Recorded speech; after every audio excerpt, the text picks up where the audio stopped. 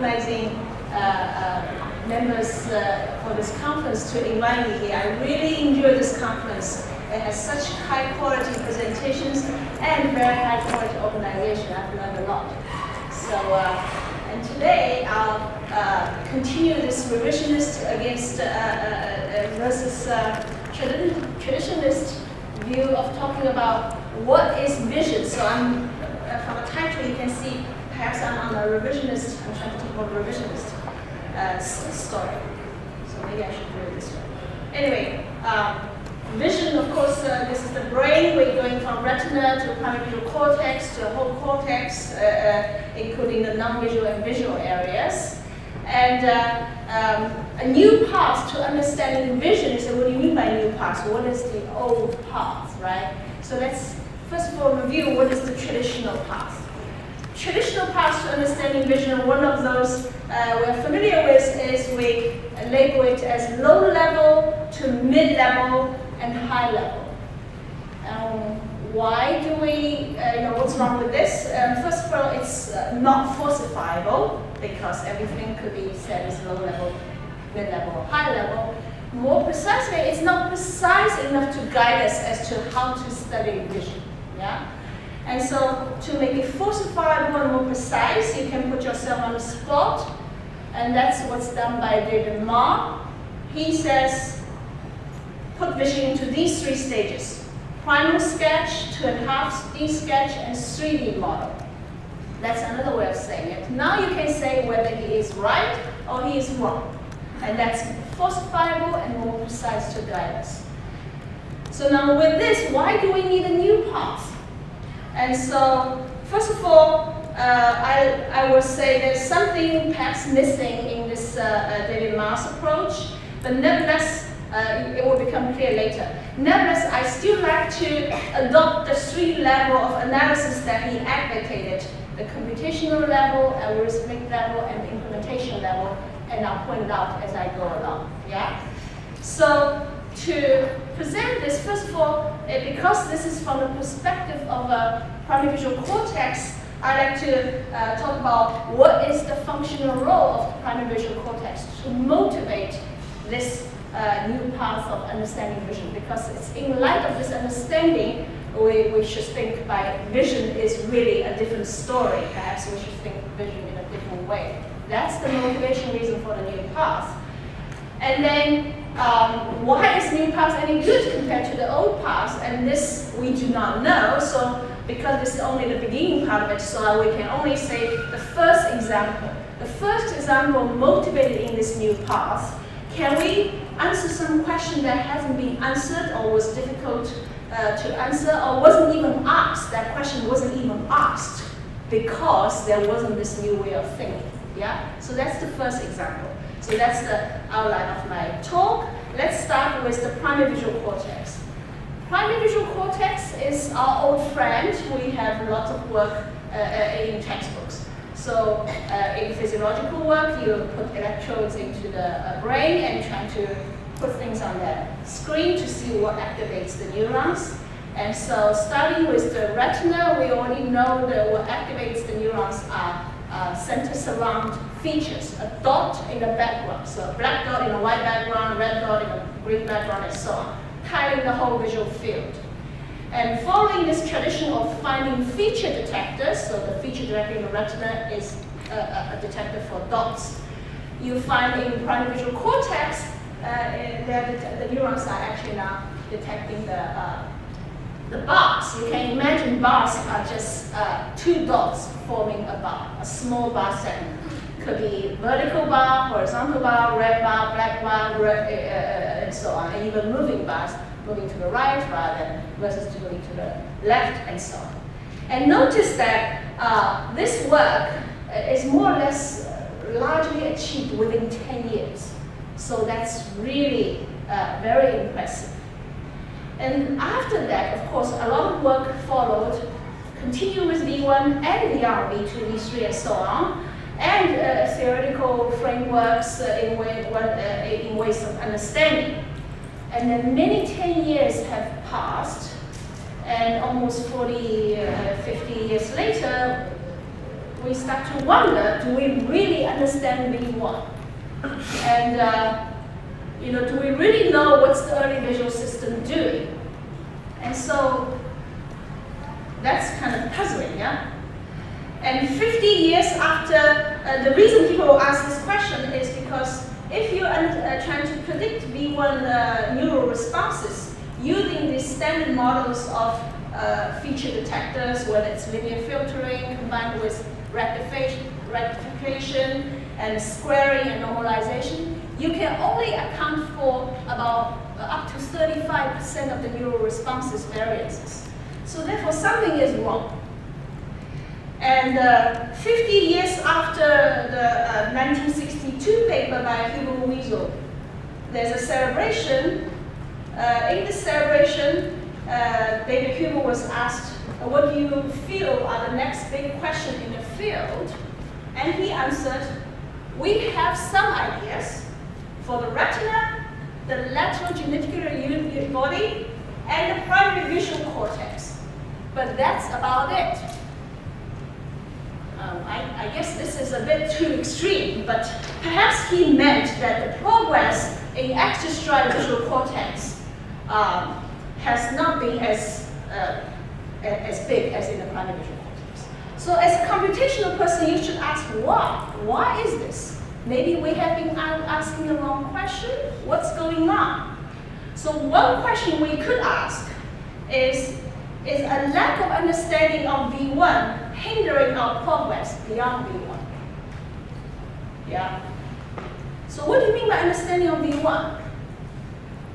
It could be physiological understanding, which is what has been doing with the standard model of V1. You say, okay, it's a feature detector, taking a stimulus, let's predict the neural responses. That's a physiological understanding.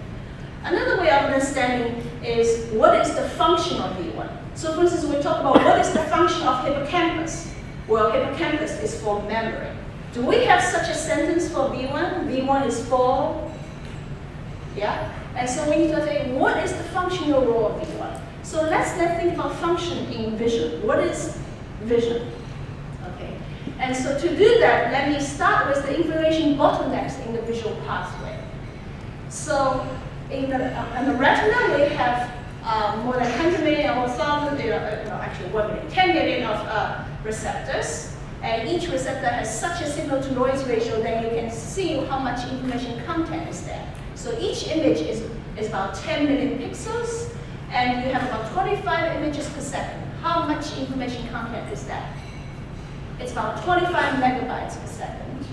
And that's about 25 books per second, because each book is about 1 megabyte, yeah? That's a lot of information you cannot read in 1 second, 25 books. But they are redundant information, and so you can compress them. You can do data compression. How much can you do data compression? 10 times, 100 times, roughly. And so therefore, after compression, by the time you send the signal out of the nerve, it's about 1 megabyte. And 1 megabyte is still too much for you to read. How much can you read? A whole book in 1 second? Not even a whole page. How much can you read? Not a page. Maybe 2 sentences. So therefore, we went from a whole book to 2 sentences. Most of the information is gone. It's thrown away. That is a big functional aspect, a functional role of, what is the vision doing? Is it mostly to throw away? No, that's too negative. Let's be positive. Mostly is to find these 2 sentences in a book. How do you find these 2 sentences? You can say, what are the 2 most important sentences? You can read the whole book and find these 2 important and just focus on that. Well, you can't do that because you don't have time to read the whole book. Therefore, one of the functional aspects that the vision needs to do is to find these 2 sentences before you read the whole book. So that even though you are mostly blind, for these 2 sentences of less than 1% of the information, you are blind to 99% of information. You do not suffer by, let's say, being eaten by a tiger because you did not read the sentence containing about the tiger is jumping at you. Yeah? If there's one sentence saying the tiger is jumping at you, run away, you better read that sentence and don't miss that. Yeah? And so therefore, where along the visual pathway that most of the sentence information is is thrown away. You may feel that this is weird. I don't feel that I'm throwing lots of information. But 20 years ago, we blatantly reminded that we're nearly blind.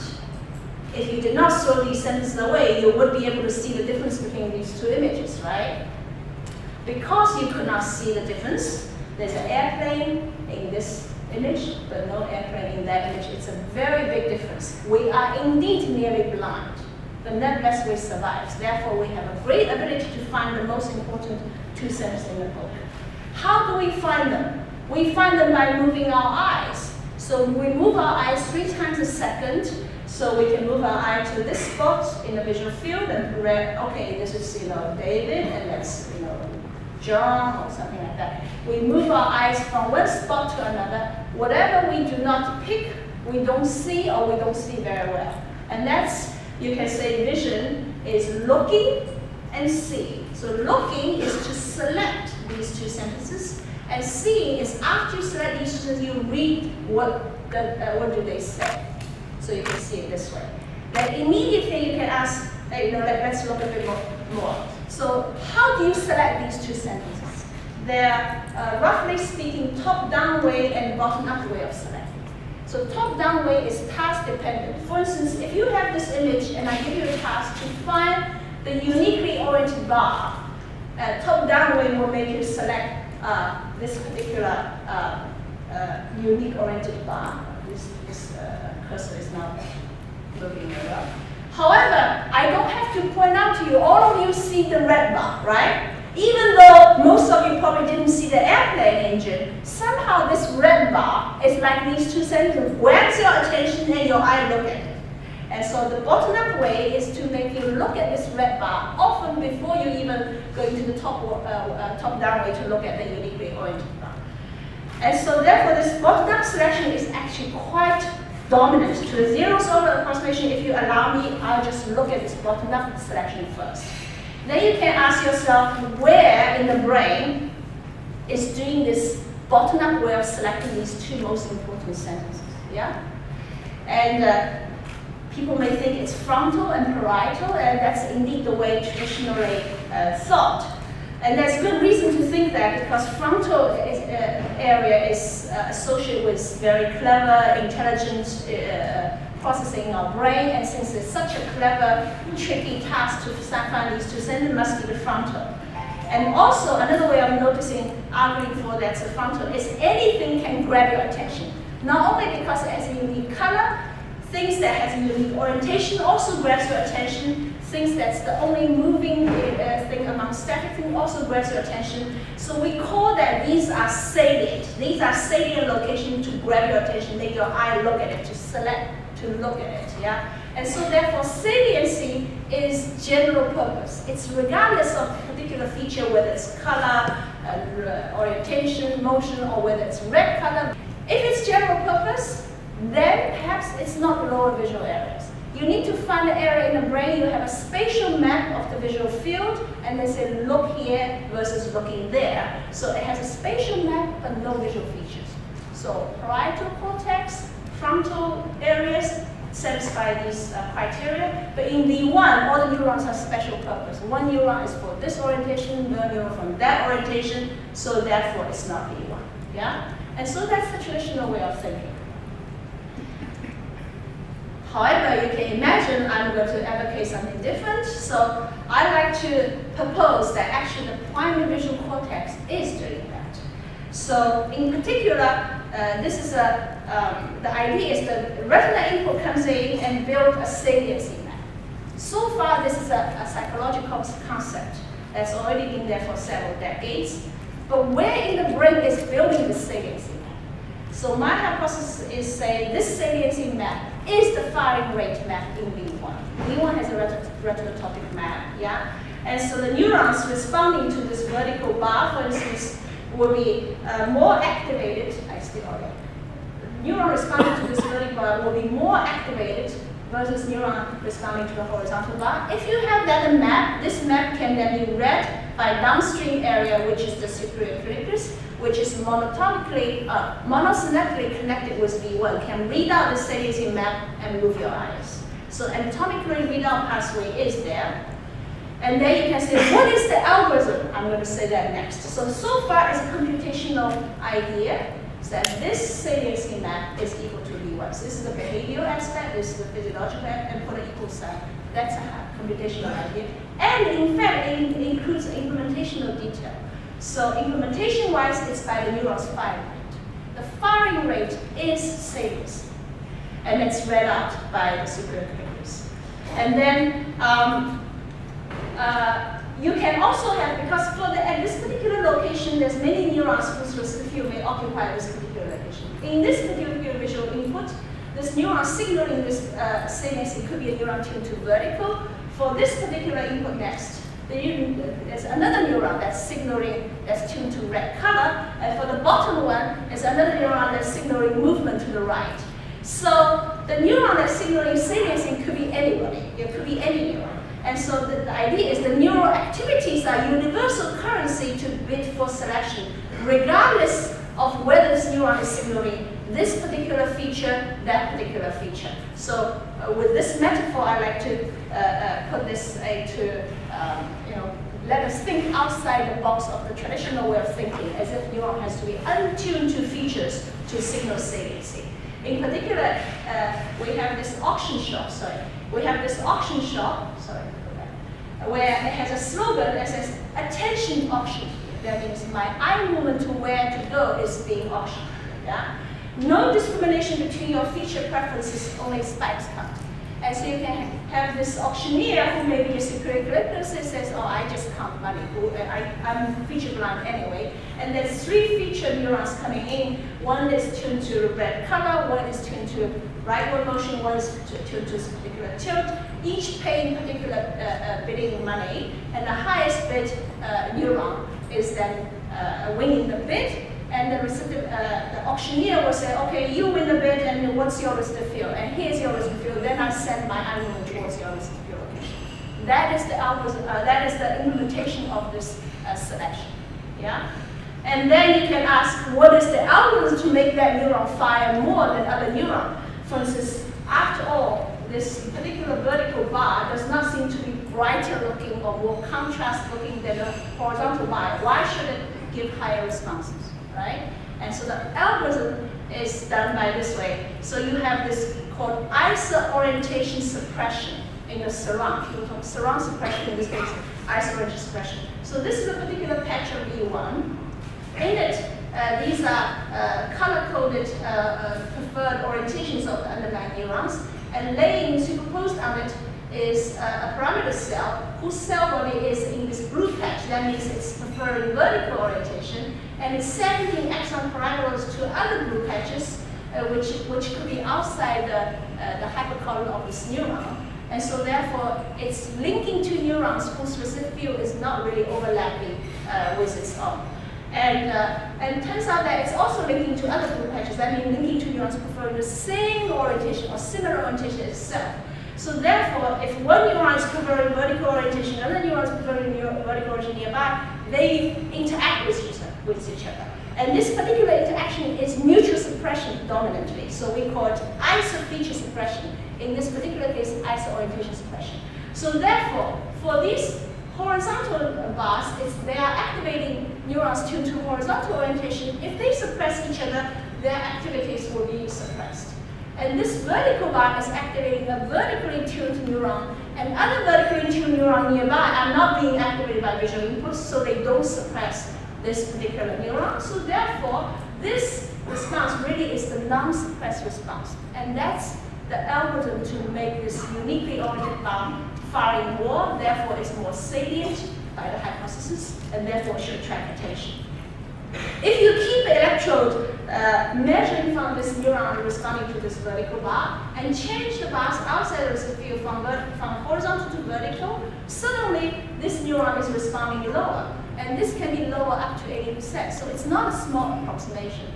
No wonder all these standard models may have trouble predicting V1's responses, because such strong contextual influence is affecting, is changing neurons' responses. And this bar is no longer salient in this input, and indeed it's no longer responding as high because now it's suffering iso-orientation suppression from the neurons responding to the neighboring vertical bars. And of course, if you take all the neighboring bars away, this neuron will be liberated again. And this is the classical way that Hill typically measure retinal fields, and you can also measure orientation selectivity. And however, this kind of data more or less saying that classical retinal field is having problems. However, if you think primary visual cortex is creating salience impact, these are not problems at all, right? This is salient, this is not salient, and this is salient. So you are signaling salience. And what if you go back to this all vertical bars and add a horizontal bar to that vertical bar that you are measuring? What happens? Suddenly this cross pops out and attracts your attention, right? Does V1 have neurons tuned to cross? Well, at least traditionally we don't think so, even though maybe Hedge and Vanessa, they start to find these neurons. But in principle, this framework doesn't need a neuron tuned to cross in order for this cross to attract your attention.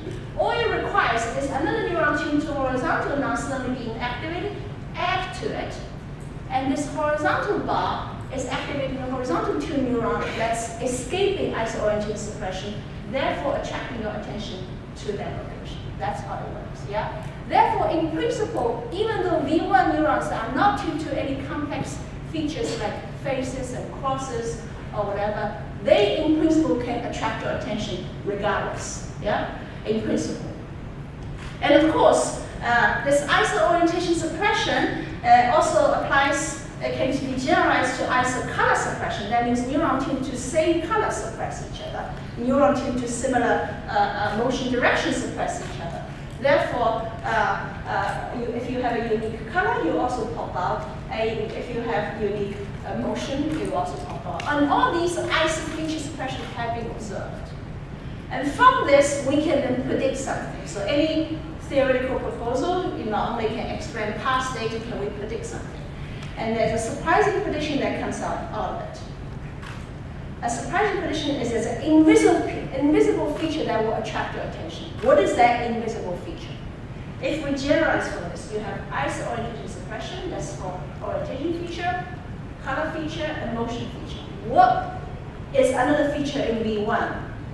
Hopefully is invisible to V2 and V3, V4. That will also have this iso feature suppression and pop out. That will be the prediction. Anybody can suggest? That feature is ocular dominance. Ocular dominance is not present in V2. So V1 neurons are also tuned to particular eye, if they prefer one eye versus another. So therefore, here's the prediction. If you let people see this visual input and make them do visual tasks to look for a uniquely oriented bar, and you put all this visual input in the left eye, and their fused perception is this whole image, and they will not realize that the right eye didn't see anything unless they close the left eye or right eye. And of course, this uniquely oriented bar will pop on and attract your attention. If you then move one of the non-target bar and go to the other eye, you will still see the same perceived image. You will not see any difference in the perceived image. However, now we have two locations in the visual field that are unique. They both will activate V1 more than other locations. One is because it's uniquely oriented, so therefore escapes the iso-orientation suppression, it will activate V1 more. One is because it's uniquely having a unique eye of origin, and we also have eye of origin suppression that have been observed by DeAngelis et al. In 1994. In that paper, they look at surround suppression. It looks like the surround suppression is specific to the eye of origin. So therefore, that particular bar also escapes eye of origin. So you have this visual field as two hotspots in your saliency map. Which one is more salient? The auctioneer will read which one pays more. Yeah? And so therefore, in this visual task, if you ask the subject to look for this uniquely oriented bar, which one would they succumb to first? Well, it turns out that in 3 out of 4 trials, they succumb to this task irrelevant bar first. So that's very surprising. You can ask the subject to say, do another task with the same stimulus. They say, can you tell me if there's any bar in a different eye? They cannot tell. When you randomize all these luminance of the bars. And this effect of pop bars according to that bar still holds even you randomize the luminance of the bars. And so they go to that first before they go to the target. And in fact, when I give the subject instructions, I say your task is to find the unique bar as soon as possible and press button. And don't be distracted by other places. Then after the experiment, I tell them, well, in fact, you distract your eye, go there first. And some of them say, really? I didn't think so. I didn't look at another place. So it's such a bottleneck for looking towards another place that they're not even aware. And because this is so surprising, well, first of all, it's a fingerprint of V1 because by V2, neurons are binocular. You don't have that feature in V2. So this really is showing V1. And also, this is a particular example that you look before you see. Because you look there without knowing why you look there. So in the sense that you choose 2 sentences to read before you know what these 2 sentences are. Yeah? And because it's so surprising, multiple people have replicated and tried it out in their own lab. And so this is replicated across several labs. And recently, we have collaboration with Wu Li in Beijing Normal University, and Yan Ying was a PhD, is a staff member in the university. We did this experiment with monkeys. So the monkey will be shown this stimulus after they fixate the central fixation point. Once they hold the fixation, we show these 2 arrays of bars. Their task is to succumb to this uniquely oriented bar as soon as possible.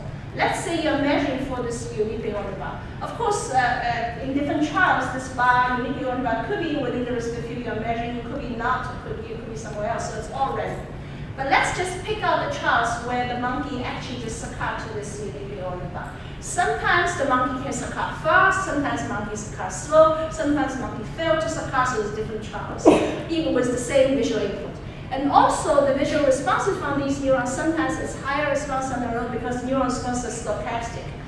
And if this theory is correct, then higher visual responses in V1 neurons should be correlated with faster succumb to this receptive group, to this bar, right? And that's indeed the case. We find that if you sort out the trials with the faster succumb versus slower succumb, the faster succumb give you higher responses than neural responses. Notice that this is 0 is the time stimulus onset, and usually monkey will succumb after 200 milliseconds.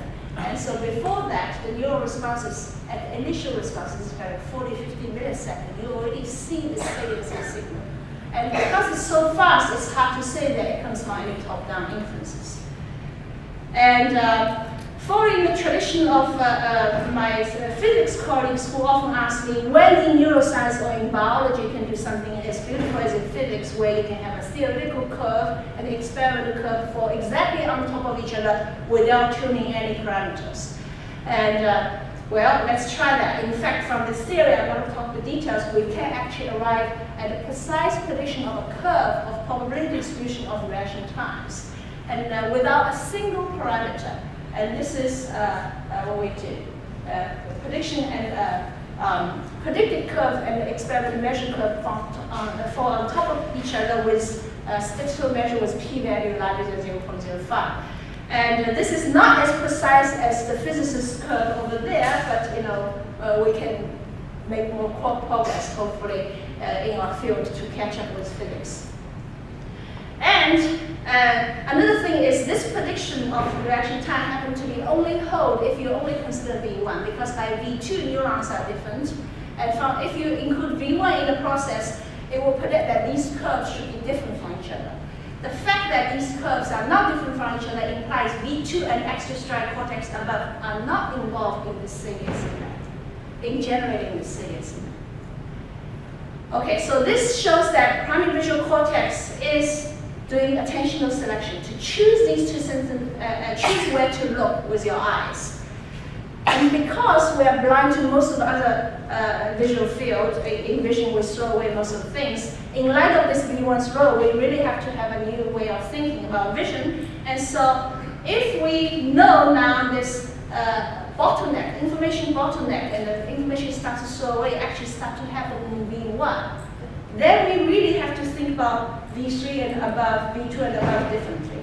How can we then measure the field if by V1 you start to select? If the visual inputs are not coming in, how do you measure the field? It will be difficult, right? For instance, if you do by reverse correlation and all these, it will be very difficult if the feed-forward signal is being leaking out. Let's say this is 1 megabyte. By then it's 40 bits. You know, by the time from V1 to V2, what if half the information is already gone? Or we don't know. It's an incredible question.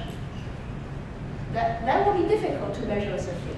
If you go on to V4, MT, maybe that's the reason why we are making not as much progress as what David Hill was trying to say. But if we then recognize a lot of information is selecting starting here, we may think of differently. So I like to advocate that vision is doing encoding, which is just sampling and representing input in the initial way, perhaps in the retina, and then selection. You need to select these small fraction of information to be processed. And within this bottleneck, then you do the decoding. Because you have too much information coming in, and whatever selected is a small fraction. And so compared to traditional framework, this selection is center stage, and it's missing in the traditional framework. The selection is kind of not even highlighted. So therefore, in the new framework, let's highlight this stage. And we recognize now it's starting to happen. Particularly in my book, if people are more interested, we can talk more. And with this, let's then think, in this framework, how should we think about, can we make some progress? So first of all, in this one is a selection, encoding, selection, and decoding, and let's use it, apply to some questions. So what is the question I like to focus on? First of all, with this framework, we can see that selection really is what we mean by looking, and decoding is what we mean by seeing. And if we have this visual seeing, let's say before this visual seeing onset, our eye is in the middle as a default, yeah? And then you can see that this red spot might pop out and you might move your eye to it. But before you move your eye to it, this spot is in the visual periphery. Okay? So this spot is in the visual periphery, your visual center is here. So therefore, when you move to it, it's your peripheral visual field that does the selection. Okay? So your peripheral visual field does the selection, does the looking, and your central visual field does the seeing. So with this framework, immediately you will say that looking and seeing and peripheral and central vision are separate processes. Okay, they're qualitatively separate, not quantitatively. Peripheral is being more or less resolution, so that's only qualitatively different. So first of all, let me demonstrate to you, they are indeed central two separate processes. I'm not the first person to say looking and seeing, where and what vision they are related to concept, they are being separate. But I just want to advocate it as a. So let me demonstrate there are actually two separate processes with a particular demo. Imagine you need to look for a unique neuron bar, and it's very easy, yeah? Now imagine you put a vertical or horizontal bar on each of these oblique bars, and you will get this image. Would you still be able to find this unique neuron bar? It's still at the same location, but somehow it seems to be difficult, yeah? Why is it? Because in V1, you see all the bars. And as far as V1 is concerned, this unique neuron bar suffers least eyes orientation suppression. It should pop out and make you look at it, yeah? However, your higher visual area, let's say IT, it's clever. It sees that, oh, there's lots of X's. It recognizes shapes. So you bind the two bars together, see lots of X. And this particular target location where this unique neuron bar is an X. So this IT is so clever, so this is X and everybody else is X because X rotated is still X. So the rotation invariance of recognizing this X, therefore you get confused. Even though I'm asking you to look for unique neuron bar, I didn't ask you to look for X, right? Somehow your vision, because we're so clever, you overdo it and you confuse yourself. And so normally looking and seeing this X normally as two separate things because they happen so quickly you did not realize they're actually separate. And usually seeing will help you look even more, but in this case seeing is interfering with you. Therefore you can separate them together. This is my demo. Yeah? So I'm going to demonstrate to you, and let me show you that indeed that this invariance is what's confusing you, because in a separate situation, if this oblique bar is not 45 degrees, but it's like that, immediately it doesn't confuse you because this x is more skinny, yeah? And so therefore, let's go back to this situation. I'm going to show you this particular demo, and try to believe in your V1. There will be a whole visual field. Believe in your V1, take faith, and look for this uniquely oriented bar. Okay, ready, steady, go. Look for the uniquely oriented bar. Trust your V1. Turn off your IT. If you found it, raise your hand. 1, 2, 3, 4, 5, 6, 7, 8, 9. Okay, 5 seconds, only about 10 people raise your hand. However, if I check, let me tell you, 90% of you have already looked at it with your gaze. Why? How do I do it? Because I track subject's eye. Here it is. There, okay. And then I track that gaze. You find that the gaze starts from the middle and just go there. There's more than 600 items. They just go there like crazy. Their V1 is so powerful. They go there. Yeah. And within 1 second, 95% of trials, their gaze go there within 1 second. 90% of trials, their gaze go there within 2 seconds. Therefore, within 2 seconds, your gaze have gone there. Yeah? And then notice that before your gaze go there, if you start in the middle, you cannot see that target. Why? Crowding. Your peripheral vision cannot see that target. Somehow your gaze went there without seeing. Again, it's looking without seeing. Your V1 is very clever. But then after your gaze went there, what happens? You hesitate, you start to see, because now it's your central visual field. You recognize its X, and you hesitate. This is the gaze trace after your gaze arrives. Yeah. Hesitate, then abandon it, veto, go and search elsewhere before you come back again. That happens to most of you. And this is without training or such a first trial like that. And in fact, this happens more profoundly in the first trial. It really is amazing. So this shows that seeing and looking indeed are separate processes. And let's go back to this seeing and looking at different processes. And peripheral vision is for seeing, and central visual vision is for peripheral vision for looking, central vision for seeing, and they should be qualitatively different. So I'm going to use this framework to say exactly in what sense it's qualitatively different. So I'm going to focus on this bit, decoding. Okay. This is a demo of qualitative difference, right? Everybody knows quality. This T, if you focus on a cross, you can see the T. So even though it's in your peripheral vision, so you are not too low resolution such that you are indeed low resolution in your periphery, but not too low to prevent you from seeing T. However, if the T is crowded by neighboring letters, somehow you cannot see. Something is qualitatively different in your peripheral vision, like the embryonic people in central vision. And so I'm going to focus on what is the computational algorithm. Crowding is something we know in psychology, but computational algorithm, that's what I'm going to ask. So I'm going to focus on this bit. It's a feed-forward feedback from V1 to higher visual area, because I know selection is in V1. So I'm thinking about feed-forward feedback. This relates to deep learning network. You go feed-forward. What about feedback? So let's just think about focus on feed-forward feedback. So how am I going to study that? I'm going to study with this particular paradigm. First of all, show these two stimuli to the left and right eye. And how do I design these two stimuli? They are designed such that if you add them together, it's a grating. Slightly slanted clockwise for horizontal. And if you subtract them from each other, it's a grating slanted counterclockwise for horizontal. Now, why do I do that? Because remember I said efficient coding. Turns out that efficient coding, these are two decorrelated channels. It's not left and right eye inputs are really correlated. If you make a summation and difference, they're decorrelated. That's the representation in V1. So I know in V1, it's the summation of two eyes and difference of two eyes. And now I made them such that these two gratings are equal contrast. I'm going to do rivalry. Okay, normally we do binocular rivalry between the left and right eyes. I'm going to do rivalry between the summation channel and difference channel. And ask observers, what do you see? Do you see it tilted one way or another way from horizontal? And they have to force choice and give me the answer. And in the two alternate force choice answer, you find that, so this vertical axis is the probability that the answer will tilt in the summation channel. Of course, summation channel could be tilted one way or another or randomly. but about 2/3 of the time they say it's in the summation. They say this thing, this tilt, and 2/3 we say empty. So rather than binocular right ray, you have equal chance of left and right eye. This is biased. So why is it biased? Let's analyze why is it biased.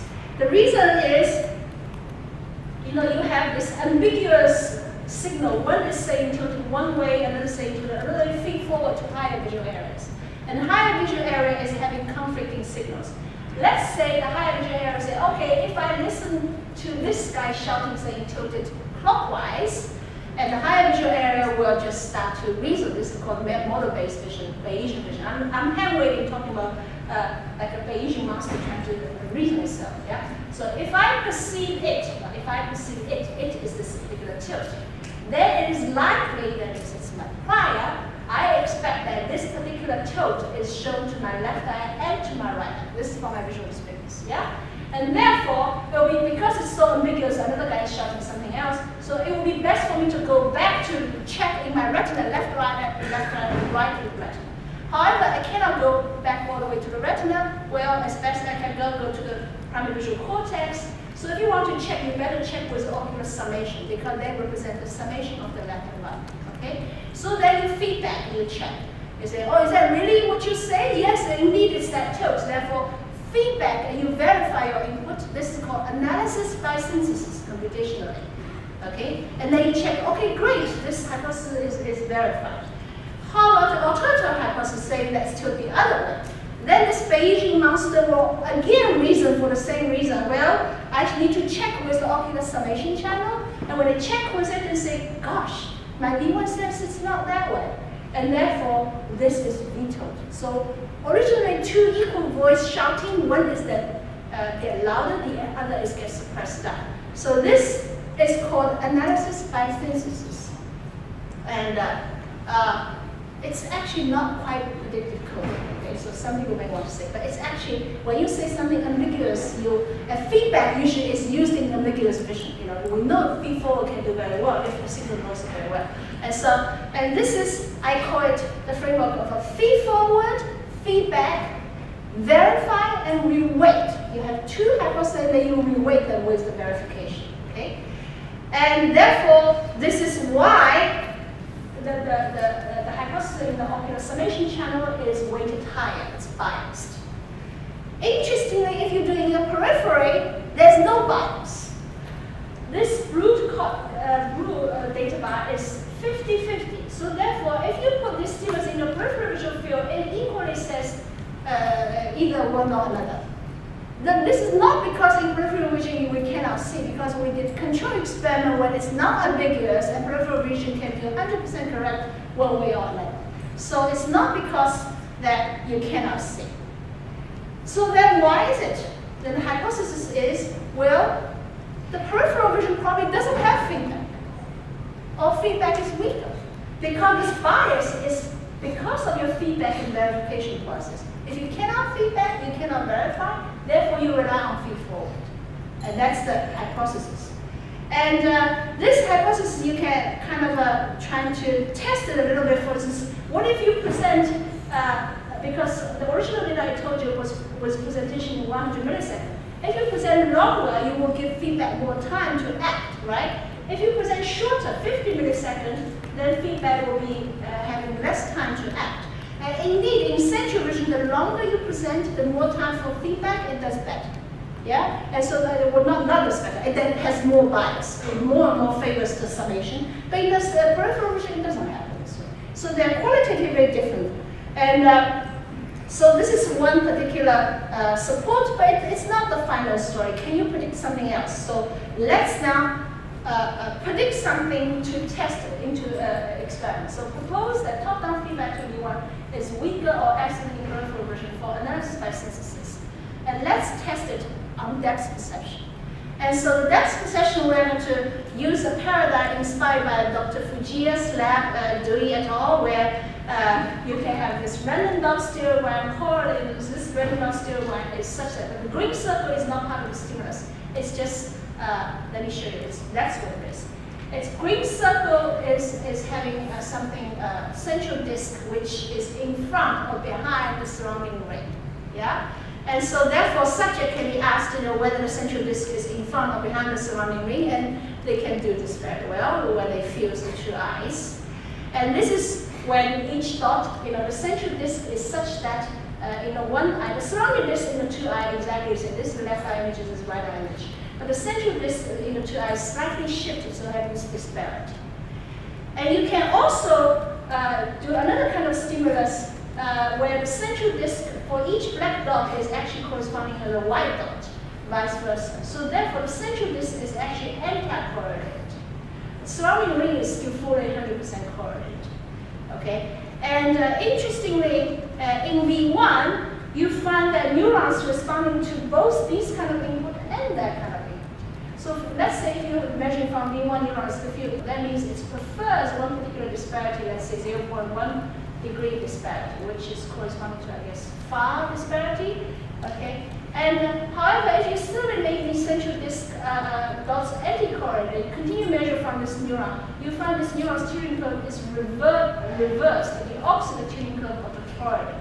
That means the V1 neurons actually report the opposite depths if you show them these kind of disparities. Yeah. Interestingly, if the V1 neurons are reporting them, can we see these kind of depths? We cannot see. So since this was discovered, sorry, let's go back. Since these neurophysiological recording, we know V1 neuron are reporting these disparities, but perceptually we just cannot see them very easily. Or if we see them, it's very weak. Yeah. And so why is that? V1 neuron is feed forward to tell the higher visual center that rather than the central disk is in front. In this situation, you will say in the back, just telling fake news, okay? So this is the fake news. V1 neuron is telling fake news to the feed forward. And it feed forward these fake news to higher visual areas, and higher visual areas, very, very strange, you come back and verify the visual input. Of course, if the V1 neuron says, it's disparity 0.1 degree, so feedback trying to say, is it really disparity 0.1 degree? Come back and say, it's not there. Not only it's not 0.1 degree, it's probably the opposite, and also black and white, they don't correspond, so it's completely violating the internal model of the world, so therefore it will be vetoed. Once it's vetoed, the fake news is not perceived. So therefore you do not perceive reverse depth percent. Okay, so that explains the past data. However, because we propose that peripheral vision doesn't have top-down feedback, therefore peripheral vision cannot verify feedback to the fake news channel. So therefore, peripheral vision will believe the fake news. Does that make sense? So that's the prediction. The prediction is, even though we cannot see this reverse depths in the past, we have been always doing it in central vision. Let's try it in peripheral vision. And we put it in peripheral vision, that's what we have. What happens? This red bar is for central vision when subject, so central vision when subject is trying to say whether the central disk is front or back, it's chance level. Peripheral vision is really significantly below chance. Yeah? It's really clearly, that means the peripheral vision is seeing the opposite fake news, reverse depths. And of course, if you make the subject do these correlated, both central and peripheral vision can see 100% very well, the correct parietal depths. And so this is my first example to show that this is the question we can ask with the new framework. And I like to advocate, let's try, and maybe this new path will not make further progress, maybe this new path will make further progress. At least this is an alternative when we are having difficulties making progress with the traditional path. And if it doesn't work, perhaps it could be the stepping stone for something even better. In particular, in this framework, selection is starting to happen in V1, at least the bottom-up selection. And maybe exclusively in V1, maybe not. It's empirical, we need to find out. Top-down selection, of course, is not V1, we should follow up with that. And after the selection, or at least the first stage after selection, we should think about central-peripheral dichotomy. Maybe in studying the extrastriate cortex, we should differentiate between central visual field and peripheral visual field. In particular, feedback to to kill the fake news, to verify things is in central vision, where you really need to read the two sentences very clearly in this huge book. And the peripheral vision, well, it's really maybe good enough for you to direct you where to look, but reading it may suffer, and therefore it can be easily fooled. And we're already seeing a lot of visual perception. A lot of the illusions happen more in peripheral vision. If you look at it directly, it's not there. And a lot of them may be seeing the same framework. Yeah, and so another thing is this framework is falsifiable, and therefore we can falsify it and do it a better way. We found it not right, and opening a new window to our brain. And let me thank my collaborators for this, and thank you for your attention.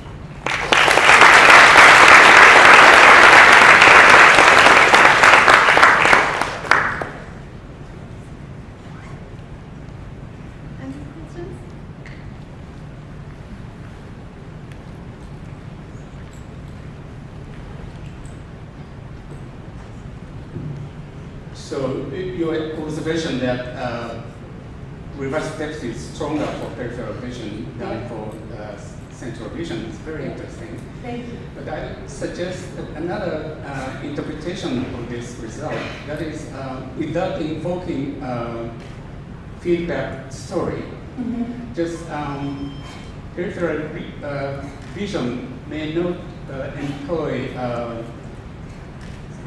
matching process, binocular matching process, just simply calculate correlation between the left and right eye inputs. Yes. But for central vision, this correlation signal is further processed to make global match detection.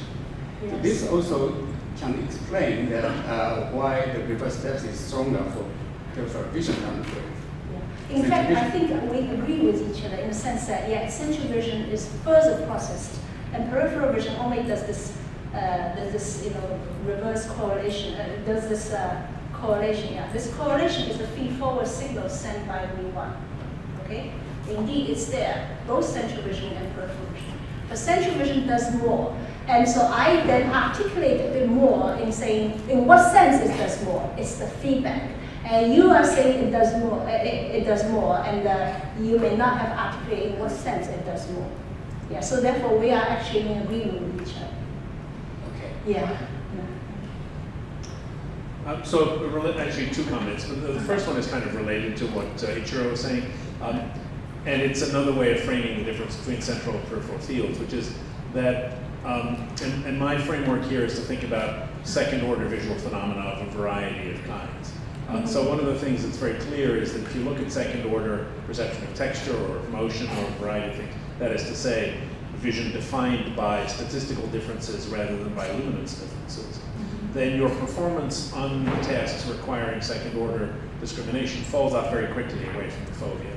It falls off much more quickly than your ability to detect simple contrast. And so what you can think of it falls out with eccentricity. With eccentricity, exactly. And so what that means is that the peripheral visual system is a first-order visual system. And there are particularly clear examples of that in the domain of motion, where, for example, local first-order motion dominates long-range second-order motion in the way in which you see in the periphery, but not in the center of gaze. So it's akin to what Ichiro was saying. It's like the peripheral visual field only gets one quick process, a saliency process, if you will, a first-order process, but it doesn't go through the elaboration that the central visual field does. Yes. Yeah. So what I would say is, yes, I kind of agree with you. In fact, but this is looking at the implementation mechanistic level. So as I say, I still like to follow this advocate of computational level and algorithmic level and mechanistic level. So you are talking from the mechanistic point of view, and that could be how peripheral vision is. You're describing the phenomenology, like crowding and second order, and I am hoping that they can be unified as one is coming from the mechanistic level and implementation level, and the computational, they can all be unified. Computationally, it is doing selection, decoding after selection with a particular this feedback process. Yeah. Perhaps. I mean, I think I would say that the distinction I'm drawing is actually an algorithmic one, not an implementation one, but we can argue about that later. Okay. The second thing I was going to say was a sort of more general comment, which is the caution that although I'm very much aware of the role of saliency in controlling a lot of visual behavior and in doing a lot of sort of visual discovery, I think it's a mistake to regard all of vision as being salience driven. I think there's a mode of visual processing, and it may be sort of visualized most clearly by thinking about texture, vision of textures, vision of statistical regularities in the environment, which doesn't really lend itself to this focal saliency-based process. So while I can accept many of the things that you said about what V1 does, I also think that in parallel, it's providing a separate kind of signal which can provide a great deal of information which is not focal, not saliency-based, but is yet still part of what's involved in combining visual scenes to make objects. So that's really just a comment rather than a question, because I think these things co-inhabit the same space. Yes, in a sense, again, we say we're not disagreeing with each other because, as I said, the vision, if you look at it in this three framework, saliency only is applying here. Okay? Now, after saliency, after you select, you need to decode, you need to perceive. And that perception, you can say, well, and that perception, stuff and things, and yeah. All I would say is that selection is not obligatory. You don't have to select to perceive. You can say, you can quantify how much is selected. So in the sense that when we talk about this 40 bits per second, it was quantified. Yeah, but that's in a test-dependent way. It depends on the test. That's all I'm saying. Yeah. Yes, you can indeed actually make your stimulus so simple that you actually don't need much of a selection because it's already within the attentional bottleneck. Yes. But in general vision, we do have too much information coming. Yes. Yeah, agree. Okay. Yeah, just a very quick question here. So, for some visual stimuli, I also have the question about the selection. For example, if you think about the Camisa square, and then just very clearly, if you do the saliency mapping, you just get this reducer location, because that's not what we see. Actually, what we can see can fit in all these things. I wonder now how you're going to incorporate these types of illusions into this framework. And so again, it's decoding. So for instance, when you present it to Camisa square, a lot of these things, they're already presented where your attention is. You know to look there, and of course, you know, a lot of these clues, they're so simple that it's already within your attentional bottleneck. A lot of our visual psychophysics are like that. And so, but nevertheless, in decoding, we already see that it's following a lot of Bayesian framework, like your prior and so on. All these filling in is also with your prior, because our vision is an ill-posed problem. So all of these things, even though I say the traditional framework where they did not hire organizing members for this conference to invite me here, I really enjoyed this conference. It has such high-quality presentations and very high-quality organization. I've learned a lot. So. And today I'll continue this revisionist against versus traditionalist view of talking about what is vision. So I'm from a title you can see perhaps I'm on a revisionist. I'm trying to talk about revisionist story. So maybe I should do it this way. Anyway. Vision, of course, this is the brain. We're going from retina to parietal cortex to whole cortex, including the non-visual and visual areas. And a new path to understanding vision is, what do you mean by new path? What is the old path, right? So let's first of all review what is the traditional path. Traditional paths to understanding vision, one of those we're familiar with is we label it as low level to mid level and high level. Why do we, what's wrong with this? First of all, it's not falsifiable because everything could be said as low level, mid level, or high level. More precisely, it's not precise enough to guide us as to how to study vision. Yeah? And so to make it falsifiable and more precise, you can put yourself on the spot, and that's what's done by David Ma. He says, put vision into these three stages: primal sketch, 2.5D sketch, and 3D model. That's another way of saying it. Now you can say whether he is right or he is wrong. And that's falsifiable and more precise to guide us. So now with this, why do we need a new path? And so, first of all, I would say there's something perhaps missing in this David Ma's approach, but nevertheless, it will become clear later. Nevertheless, I still like to adopt the 3 levels of analysis that he advocated: the computational level, algorithmic level, and the implementation level, and I'll point it out as I go along. Yeah. So to present this, first of all, because this is from the perspective of a primary visual cortex, I like to talk about what is the functional role of the primary visual cortex to motivate this new path of understanding vision. Because it's in light of this understanding, we should think by vision is really a different story. Perhaps we should think vision in a different way. That's the motivation reason for the new path. And then, why is new path any good compared to the old path? And this we do not know. So because this is only the beginning part of it, so we can only say the first example. The first example motivated in this new path. Can we answer some question that hasn't been answered or was difficult to answer or wasn't even asked? That question wasn't even asked because there wasn't this new way of thinking. Yeah. So that's the first example. So that's the outline of my talk. Let's start with the primary visual cortex. Primary visual cortex is our old friend. We have lots of work in textbooks. So in physiological work, you put electrodes into the brain and try to put things on the screen to see what activates the neurons. And so starting with the retina, we already know that what activates the neurons are center surround features, a dot in the background. So a black dot in a white background, a red dot in a green background, and so on, tiling the whole visual field. And following this tradition of finding feature detectors, so the feature detector in the retina is a detector for dots. You find in primary visual cortex, the neurons are actually now detecting the bars. You can imagine bars are just 2 dots forming a bar, a small bar segment. Could be vertical bar, horizontal bar, red bar, black bar, and so on, and even moving bars, moving to the right rather than versus moving to the left, and so on. And notice that this work is more or less largely achieved within 10 years. So that's really very impressive.